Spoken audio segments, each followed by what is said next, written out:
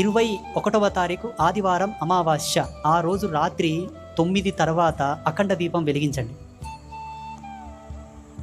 మట్టి మూకుడు లేదా రాగి పాత్ర, ఇత్తడి పాత్ర ఇవే, వేరే దాంట్లో పెట్టడానికి అర్హత లేదు. ఒక 1/2 kg ఆయిల్ పట్టేటటువంటి సైజు పరిణామం ఉన్న తెచ్చుకొని వాటిని వేరొక పాత్రలో ధాన్యం పోసి ఆ ధాన్యంలో ₹1 చిక్క పసుపు కుంకుమ పెట్టి దాని మీద ఈ ప్రమిదను పెట్టి నువ్వుల నూనెనో దీపం నూనెనో వీలైతే నెయ్యి పోసి ఒత్తి వేయండి. 3 ఒత్తులు వేరువేరుగా తీసుకొని కలిపి పేనండి.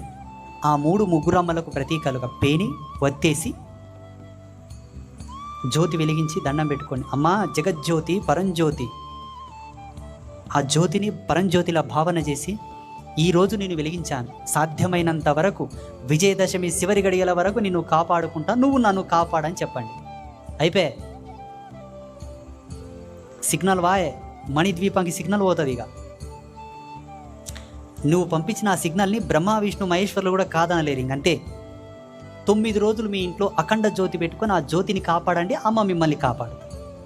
ఒకవేళ పొరపాటున కొండెక్కింది అనుకుందాం, ఒత్తి జారిపోయిందో, ఆరిపోయిందో, గాలి కారిపోయిందో, పిల్లో చారిపోయిందో, పిల్లలో చారిపోయిందో, నీవే కొంగు ఇట్లా అనగా ఆరిపోయిందో, ఆరిపోకపో ఏం కాదు. 3 సార్లు మొట్టెలు వేసుకొని గుంజీలు తీసి లెంపలు వేసుకొని మళ్ళీ వెలిగించాలి.